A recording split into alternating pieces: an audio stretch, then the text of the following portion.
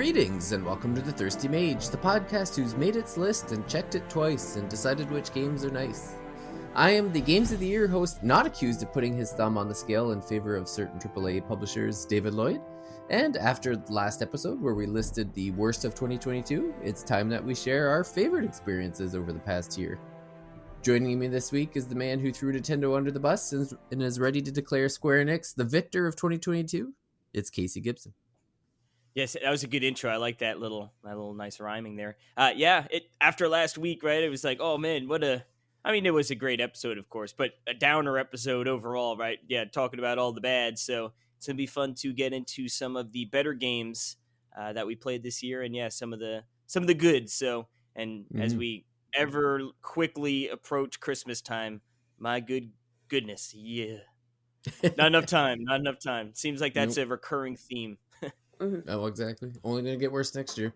And also with us, the co-conspirator of the Nintendo Defamation Committee, it's Paige Chamberlain. I was like, that's very unfair, and then remembered that last episode, and yeah.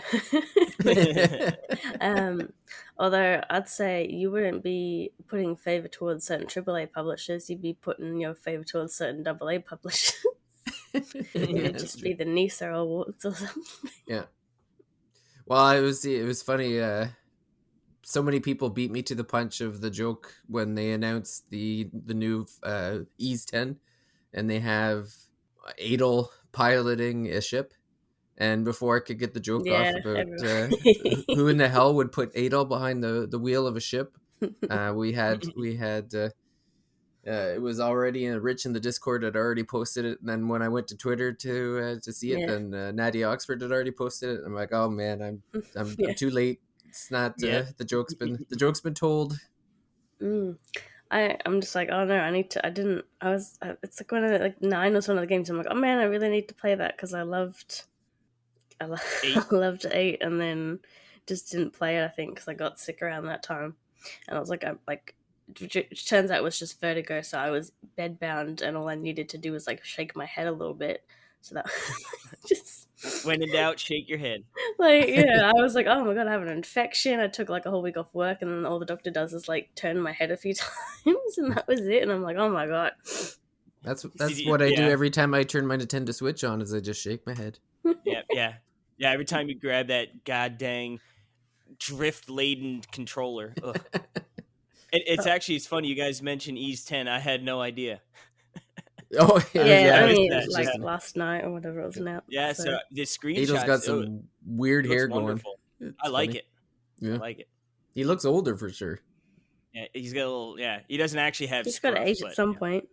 I suppose. Nordics, huh? Ys 10 Nordics.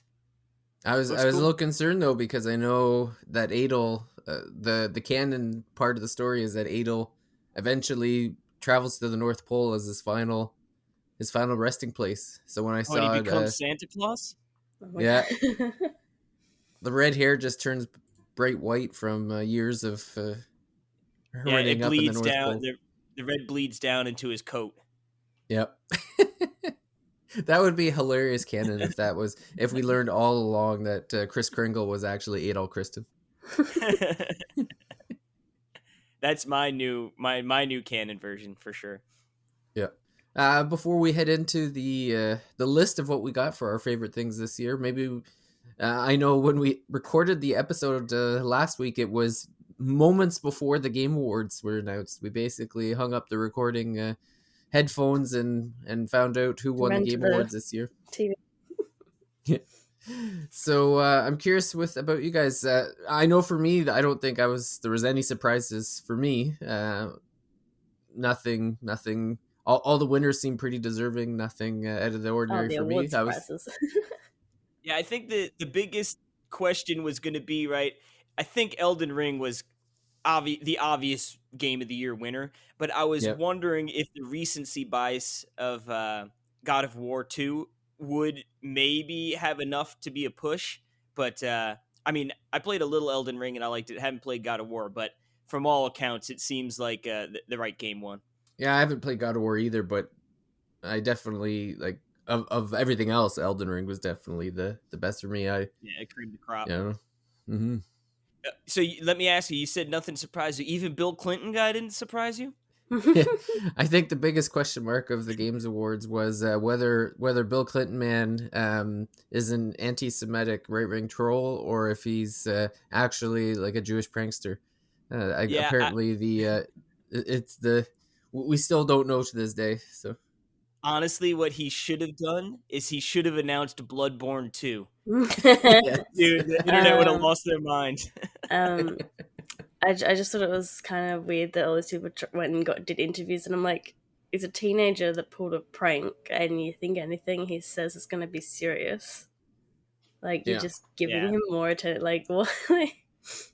I'm like, how out of touch are you that you're like, I need the clicks from interviewing this kid, and I'm going to take anything at his word. Like, Yeah. Well, even when Jeff Keighley was like the guy who pranked us at the end of the show has been arrested, and I'm just like, arrested for what? Like, I think he Yeah. might have been escorted, but then someone confirmed there was no actual arrests made. like Yeah, I was gonna say, trespassing at trespassing worst, I would would have have to been- think. Yeah, that's what I was thinking too. Which would be what?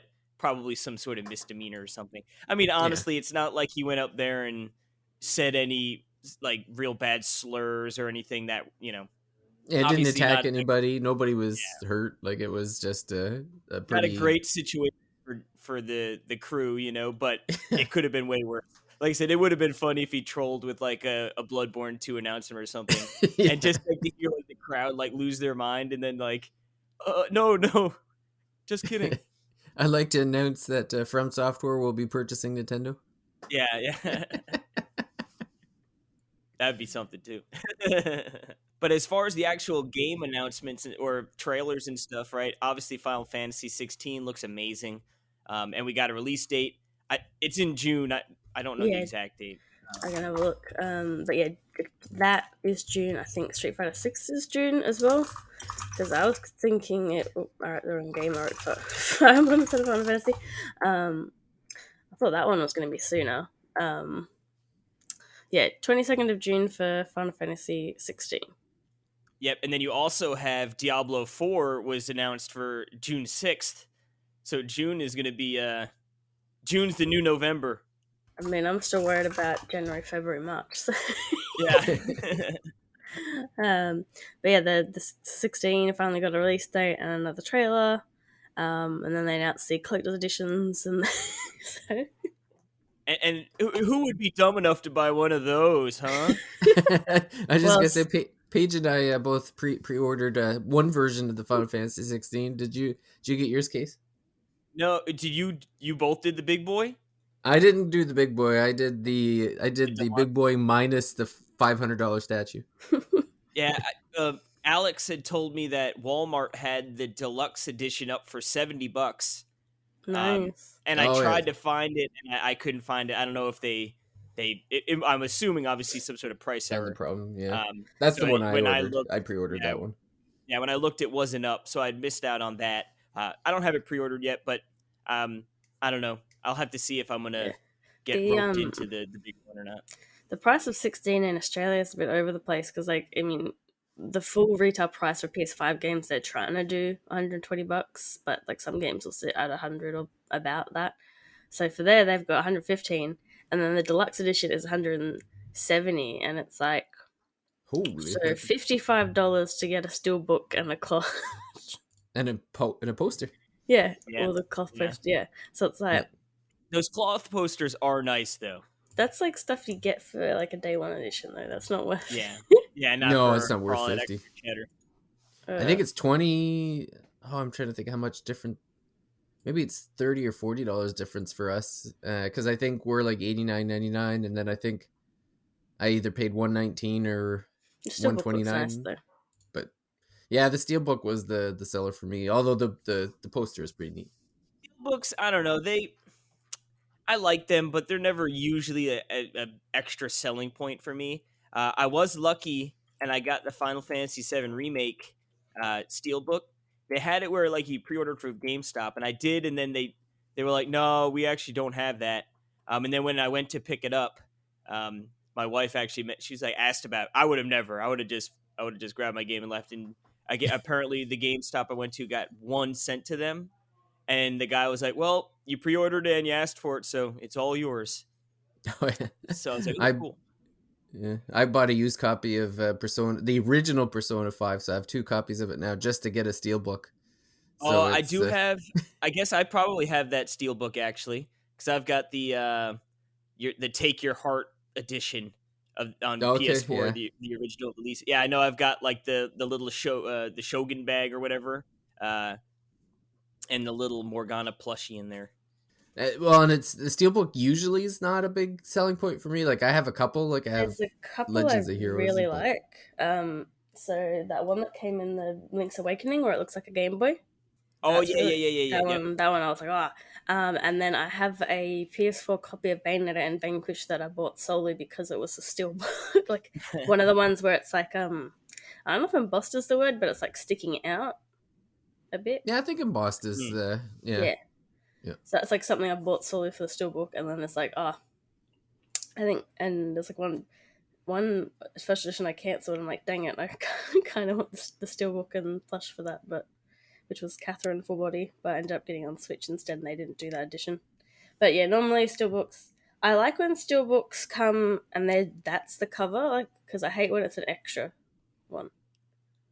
So Yeah, that's why I yeah. All of a liked sudden you get extra like my cases copies and. of Persona 5. They're just in the steelbook and stuff. Like that's good. But when it's like, oh, I've got a whole extra steelbook just sitting around, it's like, yeah. So we got a month for Baldur's Gate 3. Its full release is coming out in August next year. So that'll be good to play the full game and not be like repeating the same bit. Any of you guys interested in that one or? Yeah, I'll be Mm, picking up Baldur's Gate 3. Yeah. no, that's not my kind of game. Probably. I mean, if it's crazy good and everyone's having a good time and nothing else going on, but I'm a probably say probably not. Also wrote down that the Cyberpunk DLC got sort of a trailer announcement, but I don't know if any of you were interested in that. Not if I have to pay for it. Not if Yeah, you no. should. Honestly, I bet you going in and playing like the original Cyberpunk now is probably not a bad experience compared to what it used to be, but it never really tickled my fancy when it first came out, so no. And then for me, what else interested in? Fire Emblem Engage got a DLC announcement, which is always good when it's a game that's not even out yet. Yeah. Just they wanted to just have their the presence there so people remembered about that game. They probably saw the stuff coming out afterwards and wanted you to save your money for it. I didn't Don't even forget about us, please. I didn't even beat the DLC from the last game. I think it came out at a busy time for me again, like that February that when it released. But maybe I should try to squeeze a playthrough in before the City Fire Emblem comes out.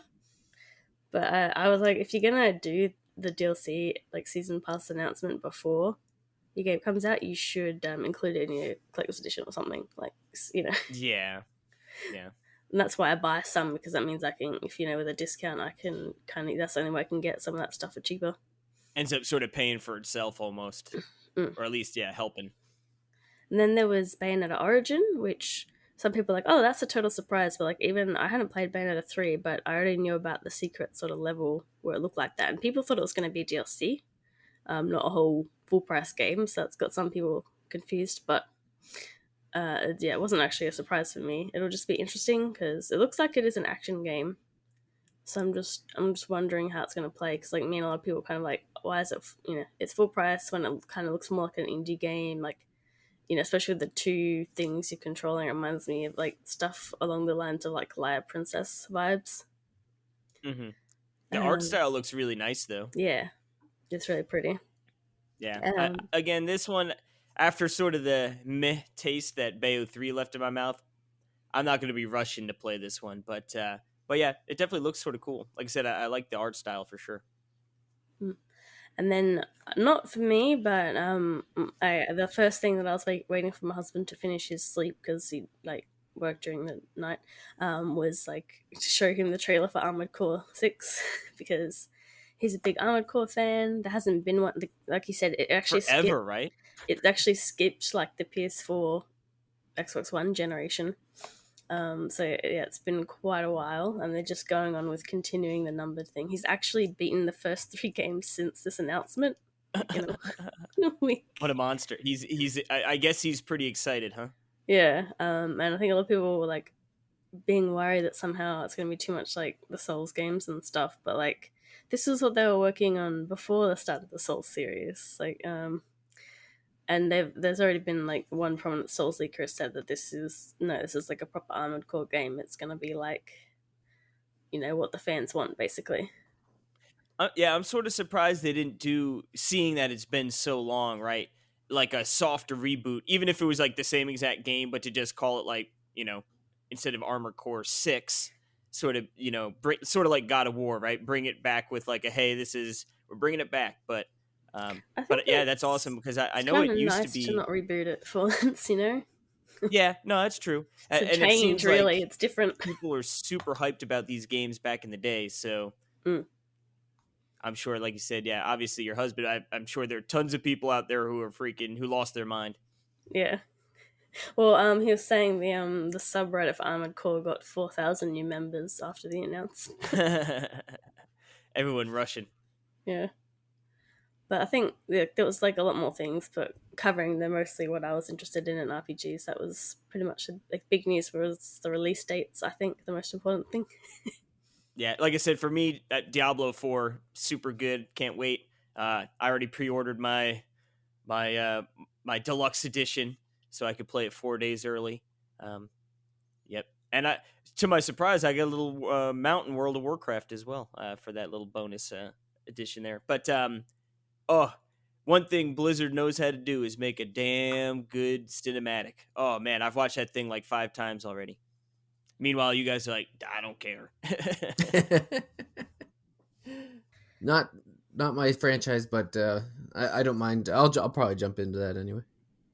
Yeah, it looks like it's going to be a return to form because going, right, like Diablo 1 to 2 to 3 was like way more dark and atmosphere and like really like the tonal was more, just darker and more medieval. And then it sort of got to more like their World of Warcraft sort of influence, I think, bled into it where things were more bright and obviously still demons and skulls and blood and all this, but it just seems like this one's taking the right tone shift. So I'm hoping the gameplay matches, but I know I'll play it for more than tons of hours, even if it isn't that great, but we'll see. Fingers crossed. It's a good one.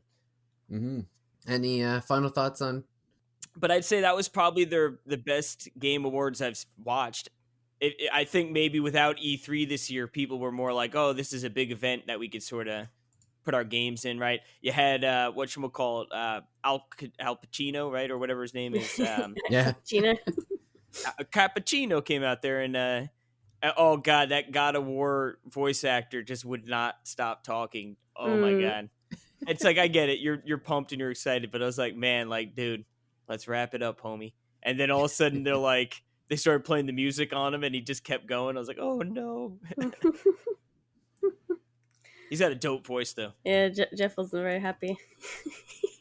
Yeah, he definitely poked fun at him a few times throughout the show. And like everyone else probably had to speak shorter because of that. Yeah, think of the poor Bill Clinton guy. He could have had another couple minutes. Yeah, I do get kind of annoyed that the awards are so like some of them, they wouldn't even read out the names, like because some of them were there at the pre-show and stuff. And yeah, it's weird how they dictate. Although I do like the one, it was like top, like streamer or something, and they didn't read out the names, but then you look at the names and it's like I don't know, like these weird names with letters and numbers in there, and I was like, well, I guess I can't blame them for not trying to read that one out. But it's kind of weird because it's like. I know most everyone's here for the trailers, but it is technically the Game Awards. Maybe they should get a bit more time. Yeah. But then you end up putting more time on there, and then, like you said, people start tuning out. So it's probably a pretty fine line to try and find that balance.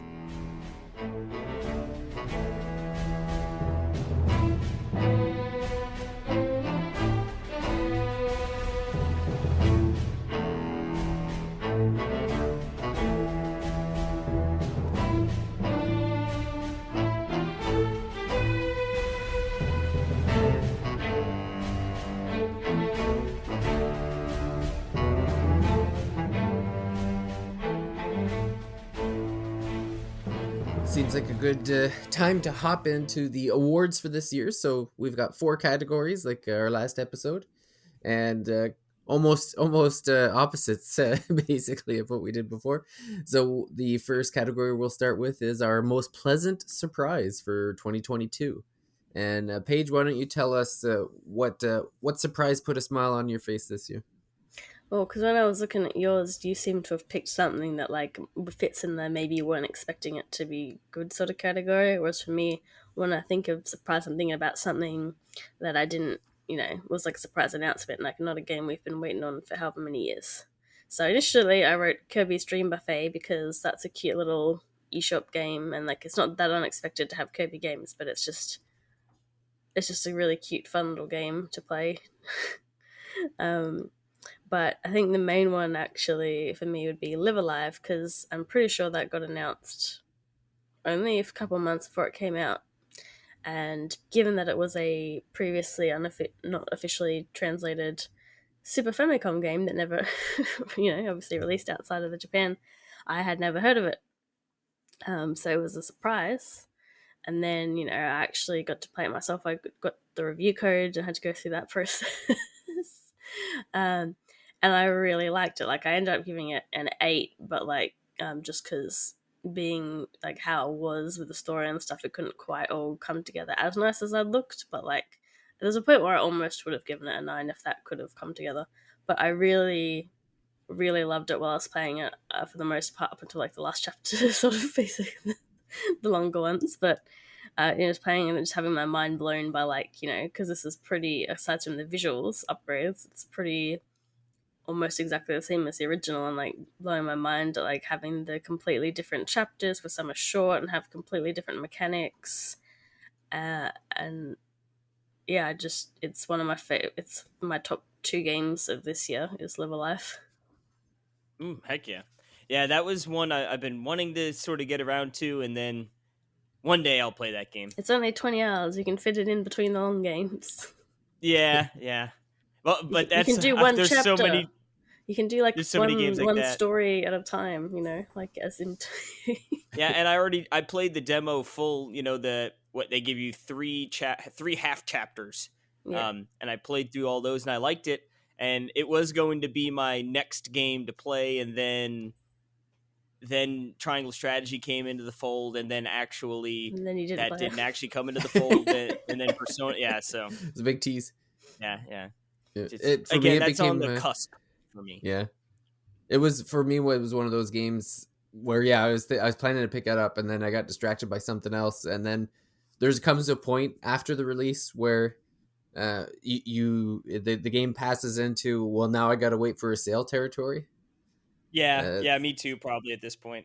Yeah, so that's kind of where I ended up, where it's like, okay, well, it's been a few weeks. At some point, this is going to go on sale, so I waited this long. I'll wait a little bit longer. But yeah, like you said, Paige, for me, the surprise for me was a game that I wasn't expecting to be good, and ended up being good, and that's Monarch. So I've talked about, and we'll get too much into it on this episode, just because I've talked lots about Monarch over the past all year, really. Like, it's been one of those games that's been on my mind and has been pretty great. But yeah, it was just, when I first saw it, I thought it was just going to be like kind of a poopy Persona 5 clone, where it ended up being something, it was still to a certain extent majorly inspired by Persona 5, but it had a much different battle system and a little bit different story, and it was just surprisingly great. So this isn't just my cut of money from NIS America to promote their stuff. This is a genuine, I actually like this game, and it just happened to be published by them. So if the publisher of the Legend of Heroes series is gonna publish good games, I'm not gonna complain. Heck yeah. Yeah, for me, I was trying to think. Hold on. Your answer is the most unsurprising answer of this entire episode. Well, all right, yeah. So I'm going with the new expansion for World of Warcraft, Dragonflight. It's one of those things, right? You always get hyped up around a new expansion, with especially like, even I know Paige with Final Fantasy 14. You always go in there and stuff, but with Warcraft, like, or I should say with Final Fantasy, right? You know you're gonna get a kick-ass story. Like it's gonna be awesome. Like it's because right, a lot like you could play Final Fantasy 14 as a single player like game more or less, and then you could dive into like the extra stuff if you want. With Warcraft, for me, it's like the story is always like whatever, like sure, like okay, it's there, but it's more about the mechanics and the gameplay and all that good stuff. But with the last couple expansions, they've had what they call borrowed power, quote unquote, where it's like, oh, this new expansion, this is going to be something you do for the whole expansion, and you'll gain this power and you'll get it stronger over the course of the 2-year lifespan, and then oh, the new expansion comes and we just totally just cut that. Like that is no longer relevant for the game. And the problem is it always is broken. Like in the beginning, like it's just like a big mess, and then it takes them like a year and a half to get it to work as intended, and then you play for it for like 4 months, and then they're like, oh well, now we're on to the new thing.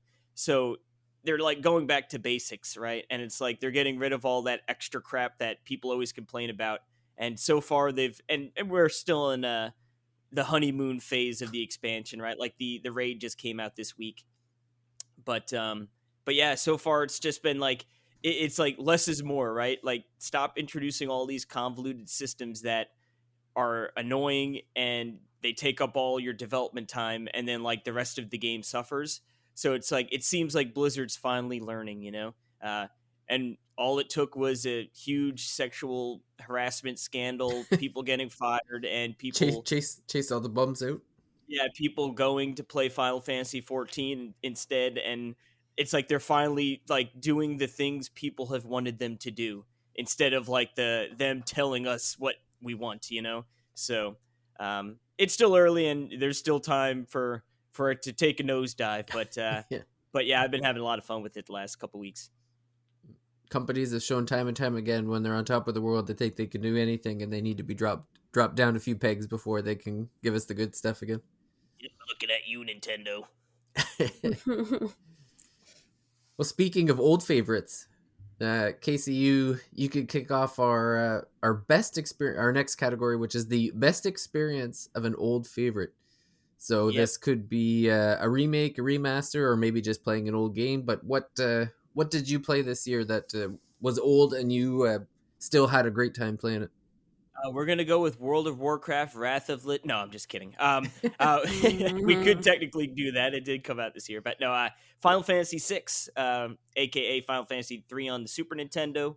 I played it on the SNES Classic, and this was a game I had played the first like 2 to 3 hours, probably like 5 times in my life. For like I'd known, right? It's a classic. It's one of those, if you have a top 10 RPG of all time, it's generally on that list or right outside of it, depending. A lot of people like it as one of their favorite Final Fantasy games, and we already know, right, tons of really great games in that series. So I knew the pedigree was there, and I have always wanted to play it, and I've started, and then for whatever reason, whether it be another game or it just wasn't the time, right?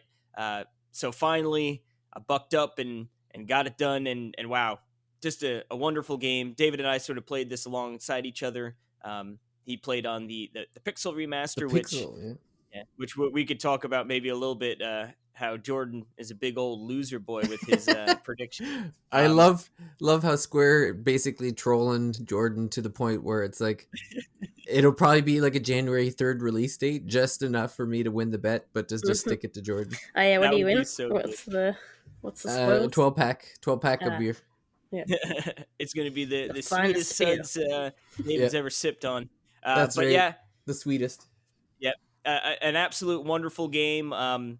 Really, like I said, it was finally amazing. Like Chrono Trigger was another one of those games. I mean, at this point, I'd played it a long time ago, but it had been one of those games I'd started and stopped and never finished, and then finally did. So this was another one of those games in that territory where I was like, I know I need to beat it eventually, and I finally got her done. And yeah, definitely in 2022, still a fantastic game.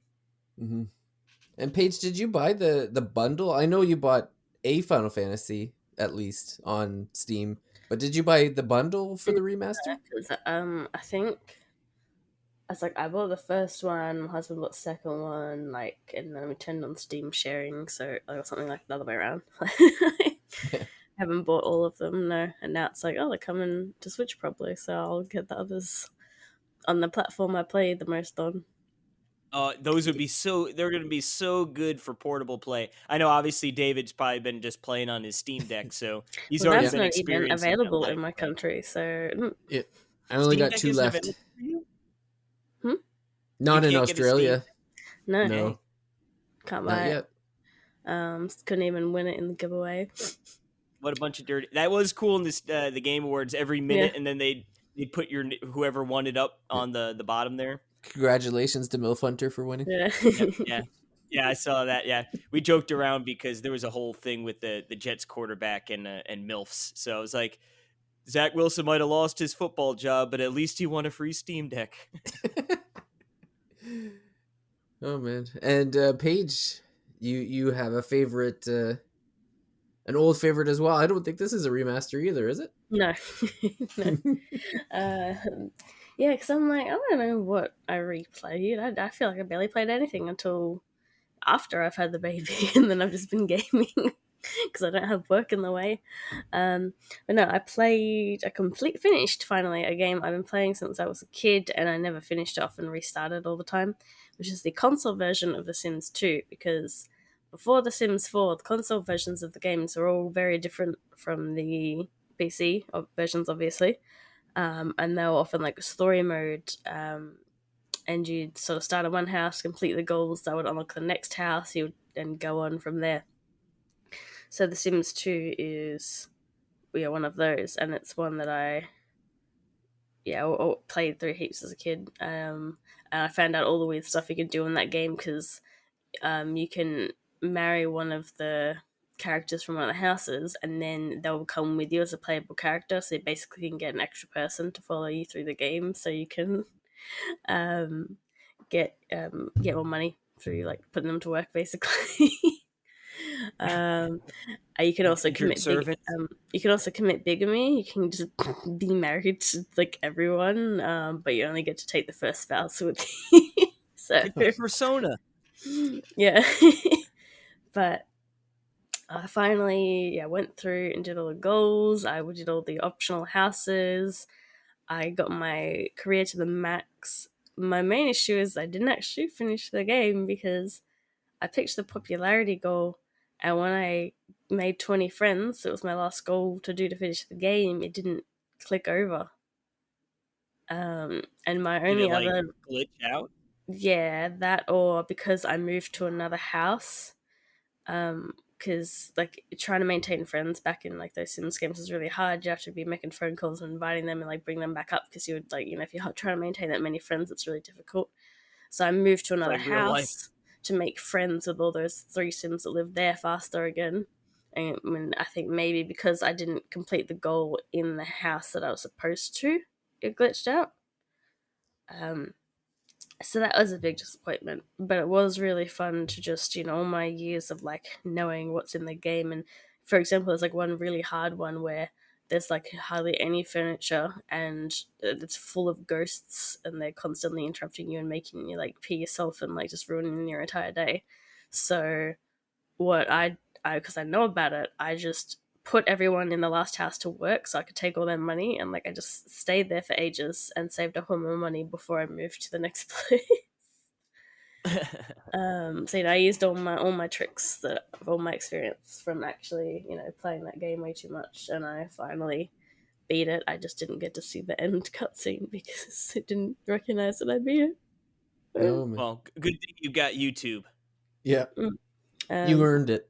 Yeah, you earned that one. It is also really funny to see what's in that version and not what's in the PC version, because like there's an entire aspiration thing, the creativity one that's not on Sims 2 PC, and there's like some a bunch of different clothes and styles and stuff. That's there's a whole like layer system with the clothes where you can have like 3 different layers and even trim the skirts to different lengths, and it's like there was nothing like that on the PC version. So it's very interesting to see the differences, not just that it's a story mode, but Cool. so yeah. Yeah, I didn't. If you told me you could even beat The Sims, it would have been a surprise to me because I always thought it was one of those games that just goes on forever. So Yeah, like I said, it's the console ones, like the early console ones had a whole story thing, and there's even a couple PC ones that were like Sims life stories or pet stories. yeah, that's cool. So for my favorite experience or my best experience of an old favorite, I'm again not going to get too much into this one as well, just because we're going to be having a spoiler cast on it soon. But mine is Persona 5 Royal. I guess it's not an old game since it's I played it back in, I guess it was 2017 when I played the original version, and then I think it was like 2020 when the Royal came out and I played that one, and then yeah, so it's kind of just becoming almost like an annual tradition to replay Persona 5 at this point. But yeah, What a had a great time monster! with it. I My know. annual tradition to play this 80-hour game. Yeah. Well, it's funny. I've got a few games that are annual now. I have to play Trails in the Sky once a year, Final Fantasy 1 once a year, and I don't know if I might have to make Persona 5 a biannual because like you said, yeah, 80 hours is gonna be hard go as I get older. So Well, now with 3 and 4 becoming even more accessible, you could just do it every 3 years, right? You could do Mhm. 3, yeah, one a 4, year 5, 6 years, yeah, Yeah, and then yep, cycle through. seems like a plan for me. Yep. yeah. I think a part of why I didn't, aside from that, I for like because when it came out, well, actually, Persona 5 Royal, like when it first came out in 2020.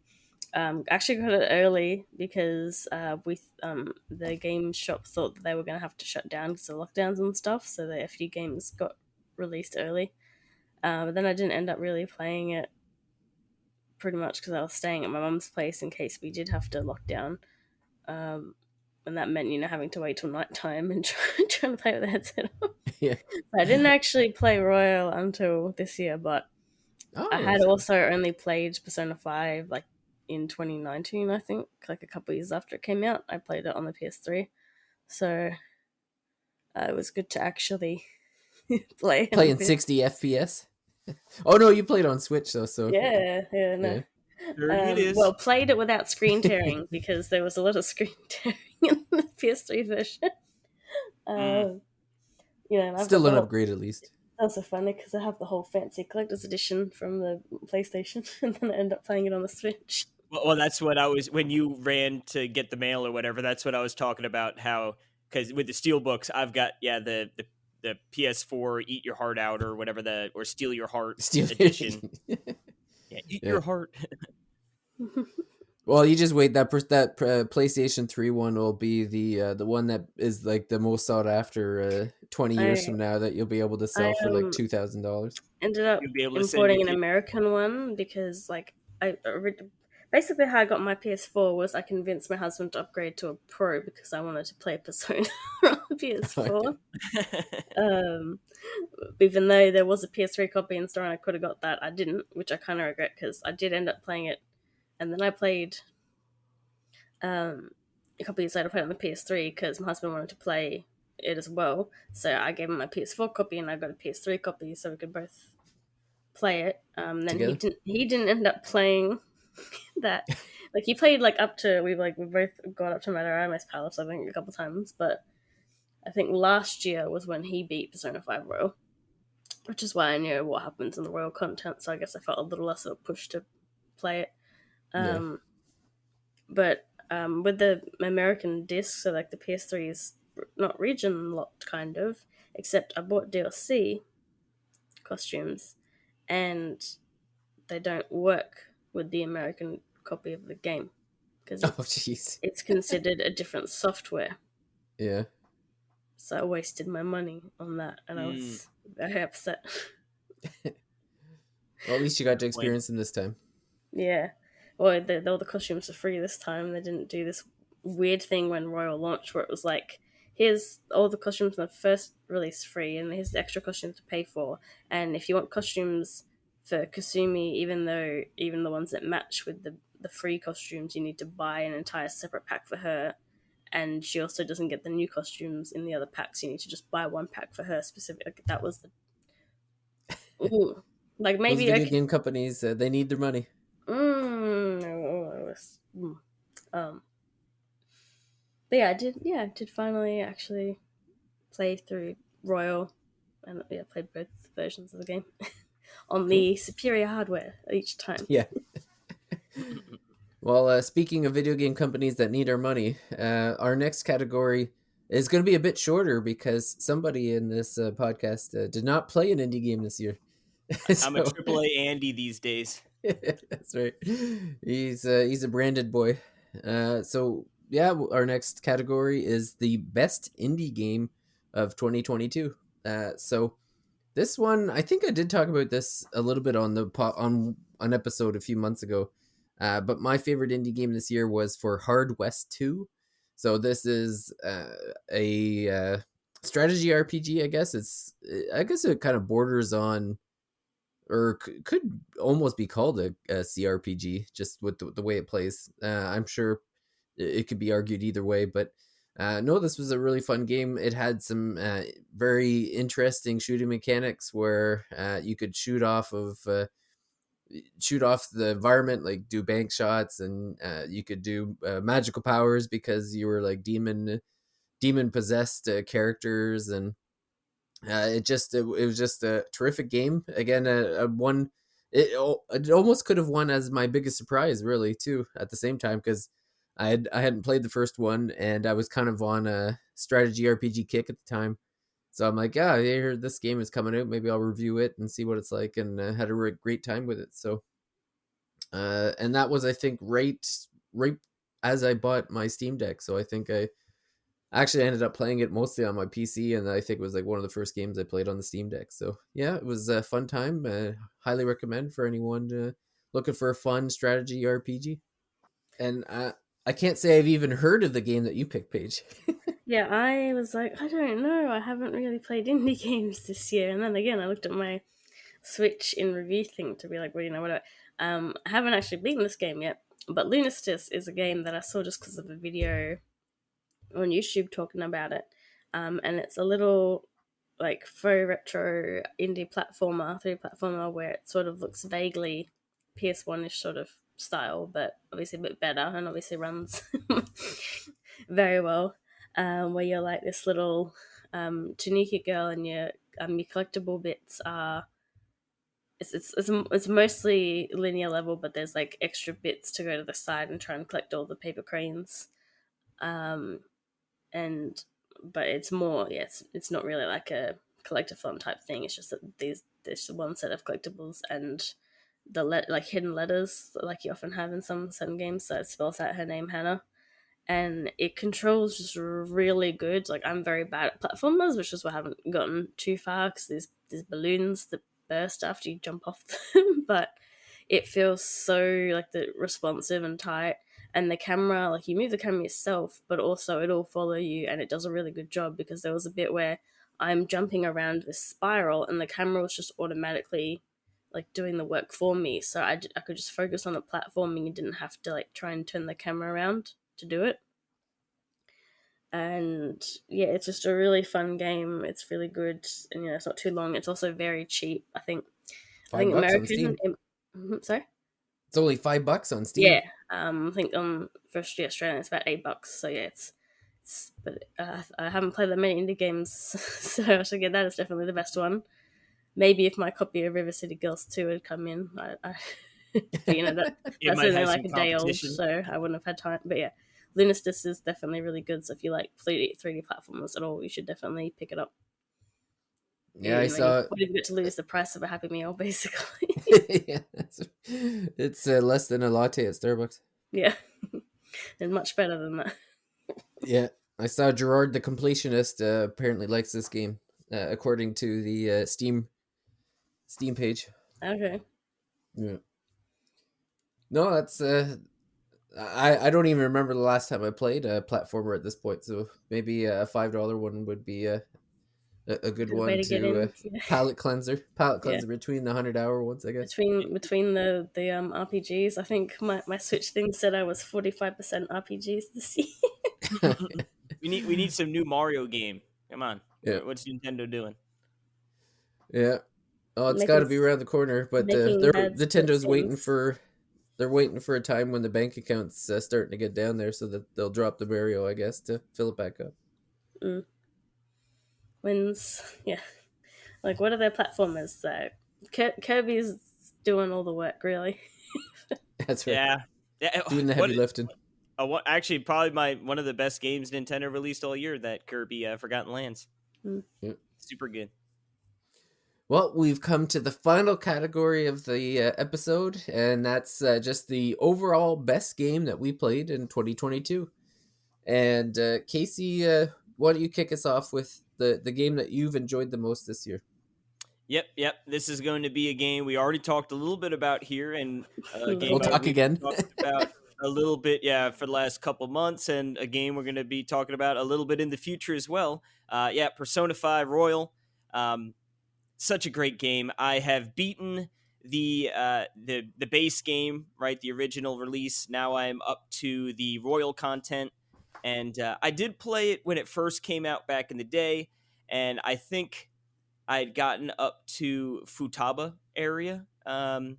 So what's that, like 20 to 30 hours in, maybe? Yeah, Give or about take. that. Yeah. So, but it had been long enough that like most, like, you remember sort of some broad strokes, but like the finer details were all pretty fresh for me again. And then, obviously anything after that, brand new. And now I'm doing the Royal stuff. So just a wonderful game. It had been one of those games that I knew I wanted to get back to. I knew I was going to love it. But it was just a matter of like, when do you want to drop 80 plus hours? Where can I fit that into things? And like any sane person, I looked at the calendar, saw all of the October, November, December releases, and went, now's a good time. Forget all those other games coming out. But yeah, it's been awesome. I'm glad I finally did it. I picked it up when it came out on PS5, and I mean it came out Switch and all that stuff at the same time. But I went with the 60 FPS, and super good. And we'll have our spoiler cast and all that good stuff. There'll be more Persona talk. Don't you worry. How far are you up to? Are you done with it? Yeah, well, yeah, He's I'm in almost the there. last palace in the Royal stuff. All right, where good. So you're yeah, saying so- this is your best game and you haven't even finished it yet?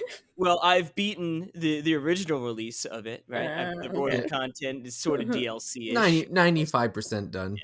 And like I said, I've been in that, and I sort of like you get sort of the big twist or the big reveal of that final, and I'm sure there's probably more stuff to come, but yeah, wonderful game. And Casey almost spoiled Paige's big pick for this year. Yep. So aside from Live Alive, my overall best game of the year is Kirby and the Forgotten Land, which won Best Family Game at the Game Awards. So really, yeah. Did they announce that during the ad break? I think that was in the final credits. Yeah. Oh, I think it might have been a pre-show and award. I don't know. Because I love the it was one of the ones where they category. let the Doug Bowser talk, but it was like I think it was in the pre-show section, not in the actual. Yeah, I love the family category because it's usually just like all Nintendo games and maybe one other. Well, one last other year game it was a thrown in. non-Nintendo game that won because It Takes Two. And that was probably the only non-Nintendo nomination. Yeah, but normally some this year there was actually quite a few non-Nintendo ones. Like there was Lego Star Wars and stuff, but yeah, normally it's almost entirely Nintendo.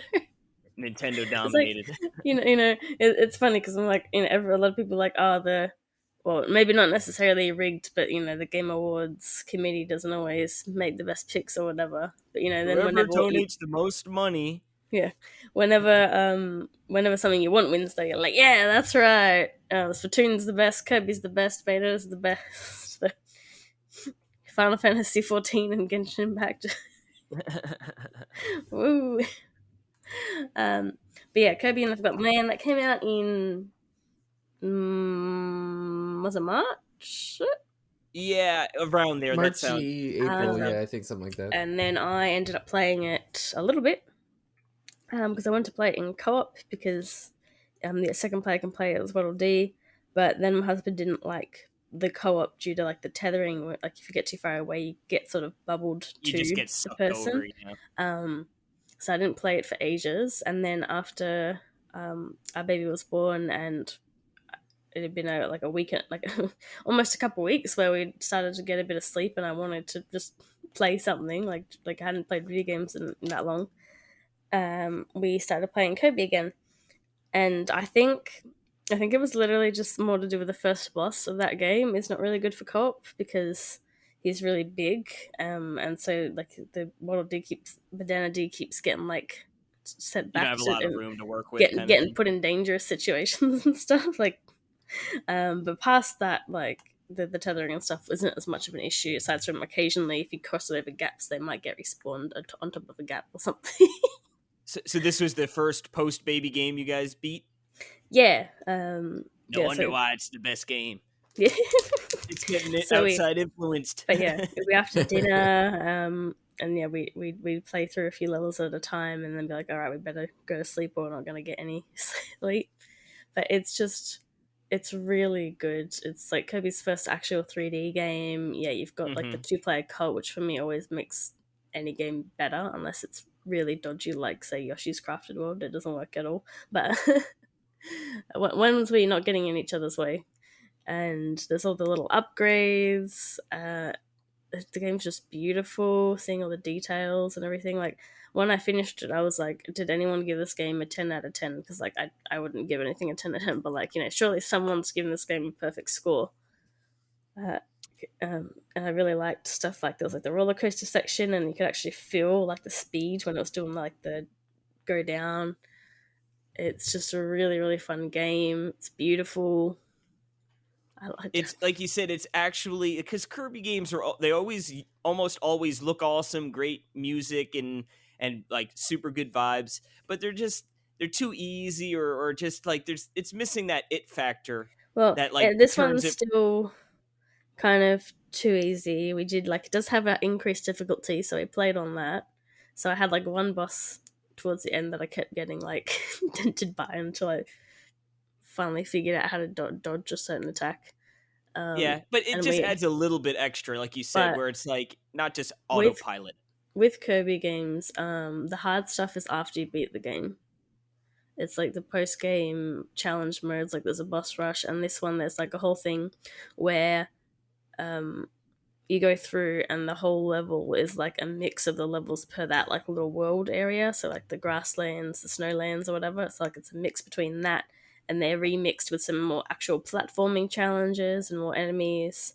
And then like an increased harder version of the boss, and you've got to try and find all these collectibles while you're going through it, and beat like you've got to do the whole thing in like a go without quitting, because otherwise it's not going to save anything you picked up.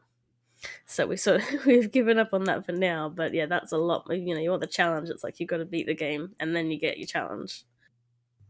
Well, it sounds like a fun game. I can't say I'm in any too much of a rush to hop onto my Nintendo Switch again. But that'd be one if it's ever on sale, and it, you know, we know Nintendo games usually don't go on sale too often.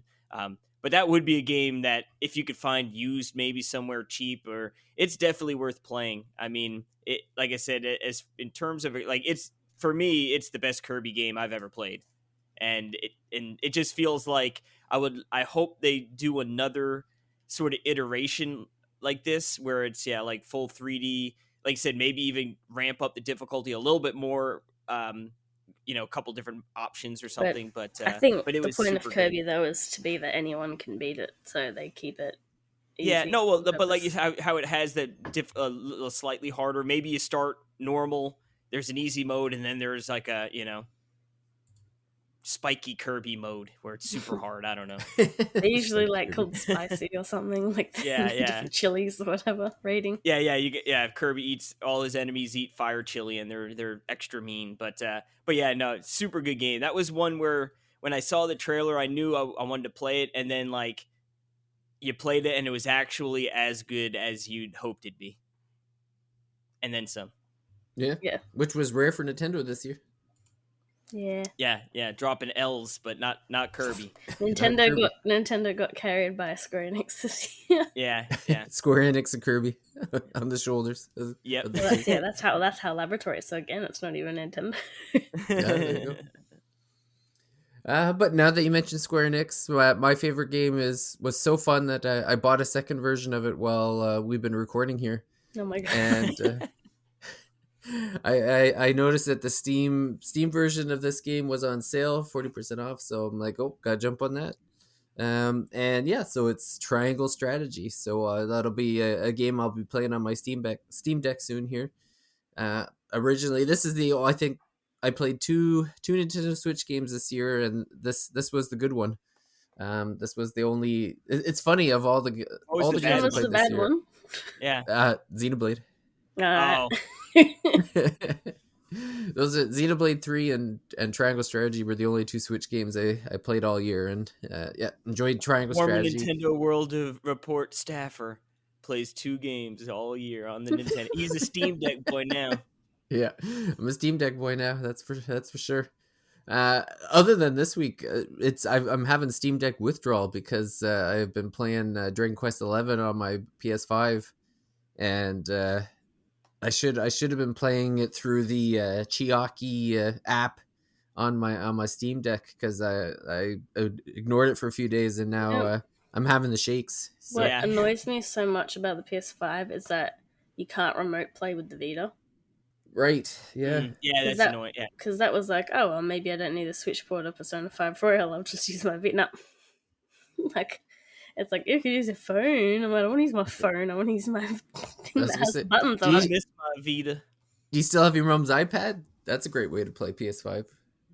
No, I don't. She's got it back. I never ended up finishing that game. So I don't know. I need to buy a $500 iPad, play through the Temptation, and then sell it to get most of my money back. Yeah. Or these Vitas are expensive these days. Yeah. I wish I never sold mine. You could pick up. That's literally my friend sold me hers, and then she immediately regretted it and bought another one. It's such a good feeling little console to like. The Vita is so nice. That's where I played my Persona 4. I remember about the Vita and Persona 4, and what a good time to be alive. Minus the freaking stupid memory cards. Ugh. Oh yeah. Ugh. Yeah. That's the only dumb thing about that console, and it's such a big thing too. If you wanted to play Fantasian Page, you could pick up an Apple TV. They're cheaper than an iPad. Let me see if I can. I think they're like 100. Well, I did like how it's controlled though, because you have like the touchscreen controls for the like aiming the. Yeah, that is definitely It is cheaper. A good way to play. I guess. Yeah. I can concur that the I played Fantasian on the TV and on the iPad, and it's really designed for. To me, it's designed for an iPad because it's like it's huge, it's beautiful, and then you can do like the wraparound shots, and it's just so much easier. I need to finish it so we can talk about it again, because we only talked about it when part 1 came out. So yeah. I started, so I bought a new Apple TV for when we got a new television, and I have Apple Arcade now for 3 months, so I did start playing it a little bit, but I got my mum charged so much money for Apple Arcade, and I didn't end up finishing. Have to stick around again soon. The battery life was very an annoying point too, because I'm like, let's play it, and I'm like, it's not charged. Yeah. But the game of the year, that was what we're talking about. Yeah. Well, luckily we have an episode on Triangle Strategy, so I don't have to get into it too much. And it's possible we'll talk about it again soon, because I know Casey will have to unwrap his one day. And I was super hyped for this game and really interested in it, and then it came out and I just didn't touch it at all. Oh, you still haven't played it either? Yeah, I ended up lending it to my sibling, and they gave it back to me last time they came up, but they forgot the cover. Oh, okay. Yeah. Oh, maybe that's a future epi. Yeah. Anyway, and like you said, it's not too long, right? So it's doable. Yeah, I think it was 20 to 30 hours. Really? I guess because I'm thinking you do like the multiple like choices and stuff. Yeah, but a They just got to playthrough. 100% it for 80 hours. Yeah. Yeah, no, I'm pretty sure I finished it in 30 hours, the like one playthrough. Like obviously if you're playing multiple Hmm. times it's going to be Yeah, longer, but it's yeah, I'm shorter pretty than I sure it thought. was like 26, 27 hours. I'm pretty sure I did the first playthrough, but there's like a canonical like true ending that I didn't do in the first, like I don't even know how someone would accidentally come in. Like there's so many little things you have to do to get this true ending. It's like got to be next to impossible for someone to actually do it without a guide. But there's like 4 or 5 really important decisions to make that I plan to end up. I'm going to do it this time on my Steam Deck. So that's the reason I picked it up again, because I want to see that true ending and see what happens. But yeah, that definitely could be a future episode if the two of you still haven't enjoyed it yet. Yeah, maybe in the new year. Yeah, What did play it right. you saying? Did you do like a whole actual episode on it, or was it just us talking about the demos? I think Jordan and I might have done an episode on it. I don't know. I was just trying to like search it up, and I'm like, I don't know if I can. It was a long time ago though. It would have been But when it first came out. It came And out like February, right, or something. yeah, it was like April, May or something like that, I think. Oh, okay, well, yeah. I'll have to Maybe double the check demo came because out. if Yeah. we have, I mean, either way, we could do it as a spoiler cast instead or something. Oh yeah, it definitely wasn't a spoiler cast. It was because I think Jordan. I think we both reviewed it actually. I think we had review copies, and that's why we did an episode together. So we wouldn't have done a spoiler on it, I don't think. But Tell us about the game a little bit then. okay, so the game why is it the best game of the year? well, it's just a perfect blend of story and amazing gameplay. So it's got a great cast of characters. There's lots, but there's not enough where you like lose track of people. They all have very interesting backstories. Obviously, there's like the system of choice, so you can choose which path you will go on. So basically, it starts off with there's like these 3 countries that are all kind of they've all been in perpetual war, but supposedly they're supposed to be in this time of peace.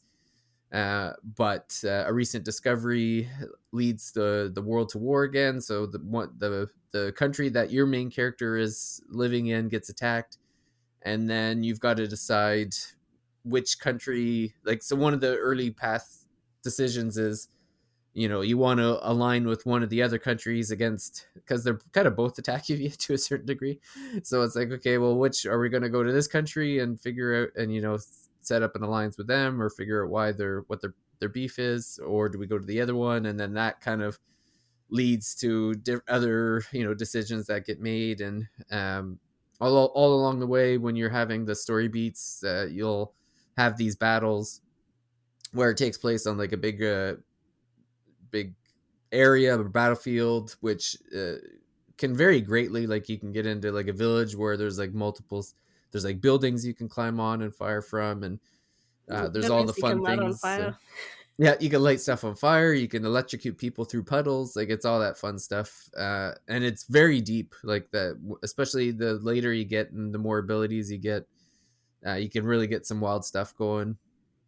I think the only real the criticism that it might have got is that some of the cutscenes can go on a little bit long. Like you can get like 20-minute story 20 to 30-minute story parts between battles and stuff. So I think that was really like the only thing that really people had problems with is that they just kind of wanted to get to the action. But yeah, that's how I felt in the second demo. I think, like, even though it was just because the action felt so good, it was like I want to mess around with all this stuff. I need to light people. I need to zap people that I like. Like I said, I did like light the floor and make the floor ice, fire it so it's water, and then zap everyone with electricity. Because Yeah, it's pretty cool. Yeah, lots of fun stuff like that. But I mean, the other thing is that they're to kind of like build up your experience points, or if you want to like the quote unquote grinding in the game, is that you can actually do there's an area between story parts where you can go to like a battle arena to do like a practice battle. But when you do them, it counts towards your experience, so that you can kind of build up your characters. So if you're wanting to just get into specific battles, you can even just go and do those. So, I mean, to me, it's the story parts weren't that long, and the story was pretty easy to follow. Like it doesn't get overly complicated. There's political intrigue and that sort of stuff, but I don't think it was too complicated or anything like that. It was pretty straightforward and pretty interesting. I don't know what happened, but I remember someone was playing it for review and they were getting mad at one of the endings. Or like I think they might have been getting mad about like the true ending type stuff or things like that. They didn't like how the story went in some ways. Yeah, well, that's the thing is like the ending I got, I was kind of like, oh, that's too bad. It was kind of like bittersweet. Oh, that's. I feel that poor guy or poor woman or whatever. I don't want to spoil it, but yeah, it'd be interesting to see what the true ending is, like if it's one of those like happily ever after things. But yeah, I don't know. I thought it was good, and I look forward to playing it on a Steam Deck. Yeah, it's one that like probably would have been my game of the year if I played it, because I was very, very into it. I just sometimes it's like it's like, okay, just put the game in. I'm like, Maybe it'll be your 2023 best experience of an old favorite. Yeah, best oldie.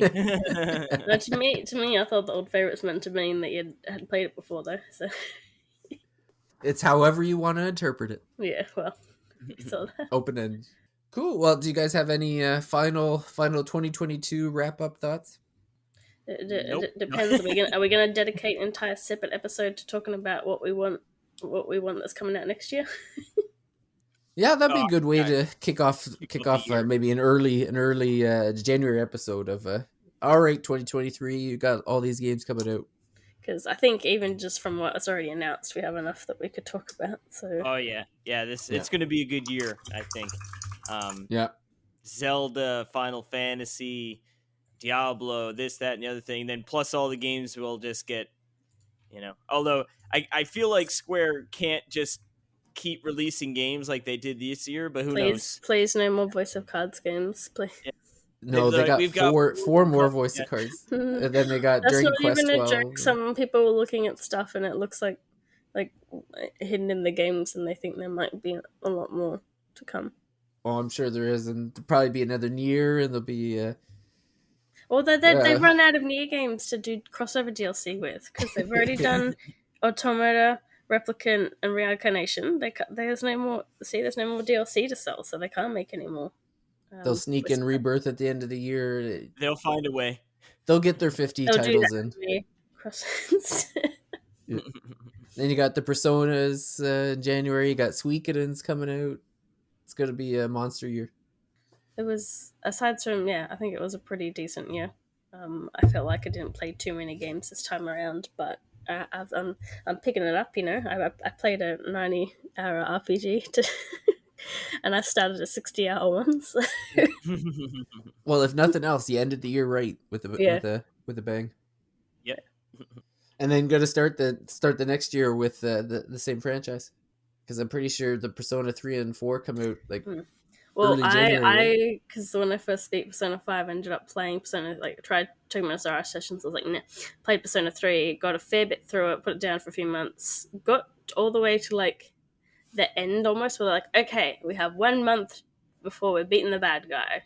And I saw how many floors were left on Tartarus, and I was like, nah. So January, which I'm gonna beat the Persona 3, because I'm literally at the end of the game. So I unfortunately paid $45 for it, and I think the Australian price for these ports is probably only going to be like $30. So because I bought it on my Vita TV, the PS TV. Okay, yeah. I haven't actually paid for Persona 3 yet, so Atlas eventually got my money. Yeah, they'll get it coming. Cool. Well, I guess that's a good place to end the best of the 2022 episode for this year. Some great games that we played this year. Looking forward to next year, but want to thank everyone for listening to the episode, and sticking with us for another year, and looking forward to having everyone join us for next year for some fun RPG time. I was going to say, is this our last episode for the year, or Maybe not maybe not? final Another one, year. Maybe we'll try to sneak one more in or so, but we're getting down to the nitty gritty now, so just in case. And yeah, if anyone wants to hop on and let us know what they thought of our choices for this year, you can head on over to the Discord. If you go to www.thirstymage.com, we got the link there, link to the Twitter, which also has the other links, so all that great stuff. And yeah, so thanks for everyone for listening, and thanks Paige and Casey for joining me for this year wrap up. And we'll see everyone out at the next Thirsty Mage. Bye. Bye. Adios.